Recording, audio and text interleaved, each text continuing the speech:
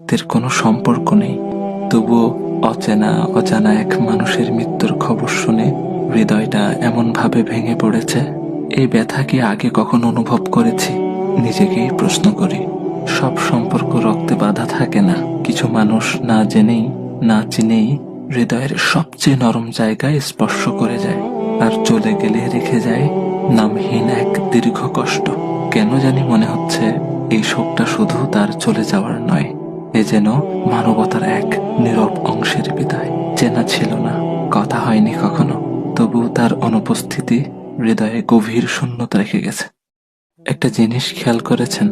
আমার ভাই ওসমান হাদিকে গুলি করা হলো জুমার নামাজের পর, আর তিনি তার রবের ডাকে সাড়া দিয়ে চলে গেলেন জুমার রাতে। আহ, কত সৌভাগ্যের মৃত্যু! আল্লাহ সুবহানাহু ওয়া তাআলা আমার ভাইকে শহীদ হিসেবে কবুল করুক, জান্নাতের উচ্চ মাকাম দান করুক, শোকাহত পরিবারকে ধৈর্য ধারণ করার তৌফিক দান করুক।